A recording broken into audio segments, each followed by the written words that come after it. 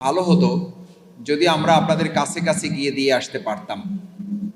এই জন্য আপনারা প্রথমত ক্ষমা সুন্দর দৃষ্টিতে দেখবেন যে আপনাদেরকে কষ্ট করে এখানে এসে এই উপহারটুকু নিতে হয়েছে।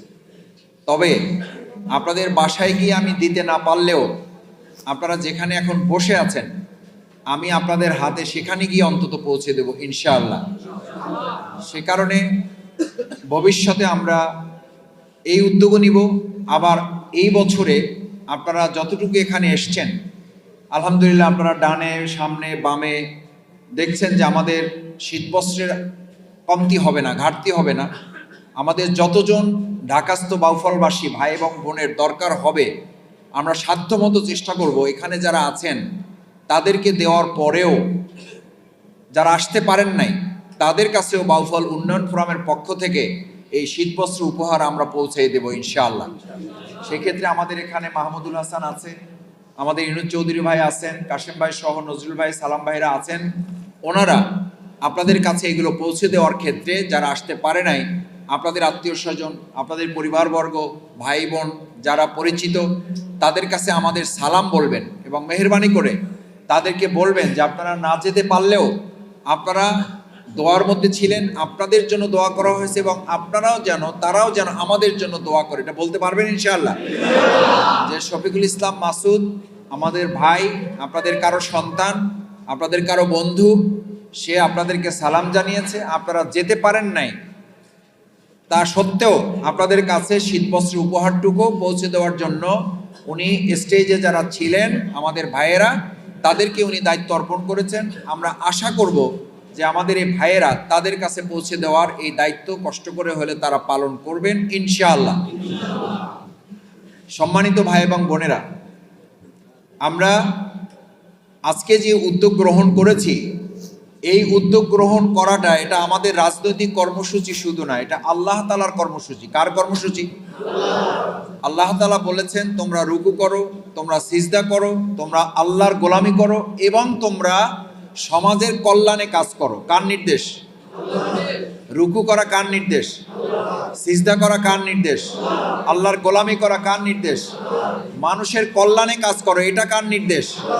আচ্ছা, যারা আল্লাহর নির্দেশ নামাজ মানে না, রুকু মানে না, সিজদা ঠিক মতো করে না, আল্লাহর গোলামি ঠিক মতো করে না, ওই না করার লোকগুলো কি সমাজের কল্যাণে কাজ করবে ভাই? আল্লাহর হক ফাঁকি দেয়, তারা আপনার হক যে ফাঁকি দিবে তাতে কোনো সন্দেহ আছে ভাই? আল্লাহরে ভয় করে না, আপনাদের হক ফাঁকি দিতে আপনাকে ভয় করবে ভাই? এই দেশ স্বাধীনের 53 বছর পর এই পর্যন্ত তারা কি আল্লাহকে ভয় করে না? এরকম নেতৃত্বই তো আমাদের দেশ পরিচালনা করছে। তারা আল্লাহরেও ফাঁকি দিছে, তারা আমাদেরকেও। আমরা ভবিষ্যতে আল্লাহকে ফাঁকি দেয় না, তার হক আদায় করে এবং এরকম নেতৃত্বই ভবিষ্যতে আপনাদের হক আদায় করবে। এই নেতৃত্ব আমরা প্রতিষ্ঠার ক্ষেত্রে কি ভূমিকা পালন করবো ইনশাআল্লাহ?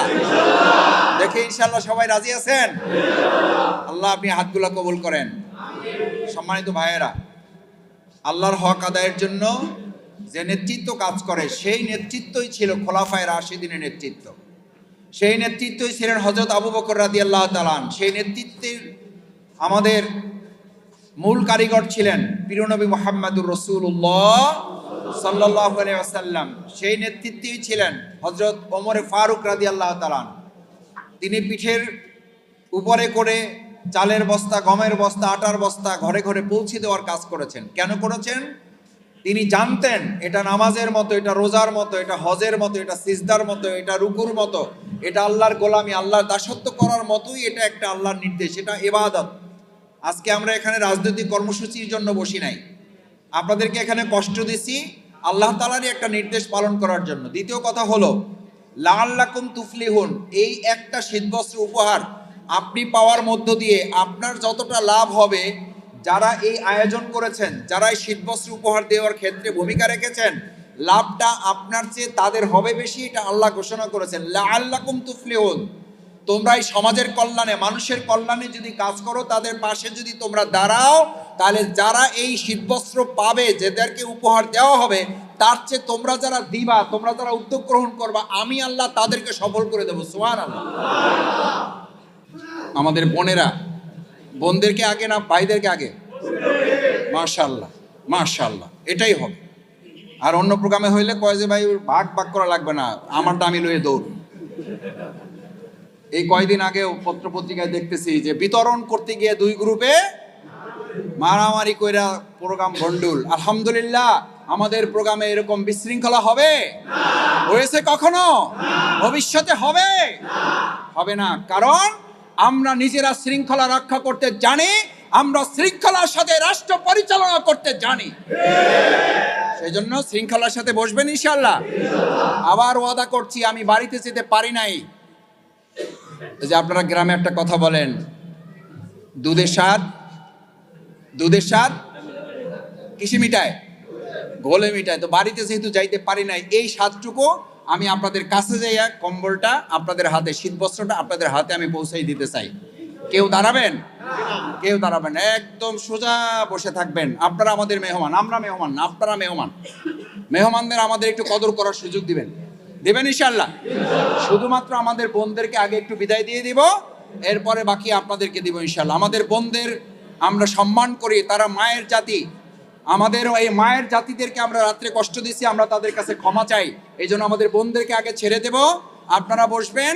তারপরে আমাদের এখানে ভিন্ন ধর্মাবলম্বী আছেন, আমরা তাদেরকে আন্তরিক ধন্যবাদ জানাই। তারা সব সময় বাউফল উন্নয়ন ফোরাম, বাউফল ফাউন্ডেশনে, বাউফলের যে কোনো প্রোগ্রামে আমরা বলি না আপনি কোন দল করেন, আমরা জিজ্ঞেস করি না আপনি কোন রাজনীতির সাথে সম্পৃক্ত, আমরা শুধু জানতে চাই আপনি বাউফলের কিনা। বাউফল যদি হন, আমরা সবাই মিলে একটা পরিবার, কি বলেন? সুতরাং এখানে আমরা বাউফলের এক পরিবার এসেছি। সেই পরিবারে আমাদের মায়েরা, আমাদের চাচিরা, আমাদের বোনেরা, আমাদের খালারা, আমরা তাদেরকে সম্মান করব। একই সাথে আমাদের ভিন্ন ধর্মাবলম্বী যারা আছে তাদেরকেও আমরা শ্রদ্ধা জানাই, অভিনন্দন জানাই, কৃতজ্ঞতা জানাই যে উন্নয়ন ফোরামের যে কোনো দাওয়াতে আপনারা আমাদের সাথে একটা পরিবারের সদস্য হিসেবে আসেন। ভবিষ্যতেও আপনারা আসবেন, শুধু না, আপনাদেরকে নিয়েই আমরা একসাথে কাঁধে কাঁধ মিলে আমাদের বাউফলকে আমরা এগিয়ে নিয়ে যাব। আমাদের কালাইয়ার যে হিন্দু ভাইকে অপহরণ করা হয়েছিল আপনারা জানেন, সেখানে জামাত ইসলামী প্রতিবাদ মিছিল করেছে।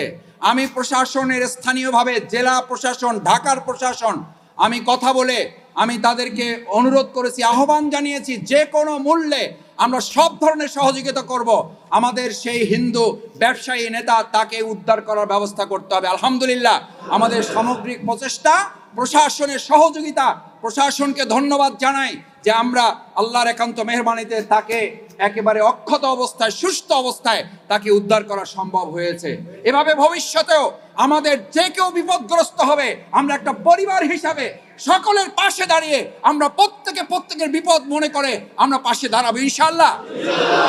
আপনাদের কষ্ট দিয়ে ফেললাম, মাফ করবেন, সেই প্রত্যাশা ব্যক্ত করছি। আল্লাহ যেন আমাদের বাউফলকে ইসলামের জন্য, কোরআনের জন্য, বরকতের জন্য কবুল করেন, বলেন আমিন।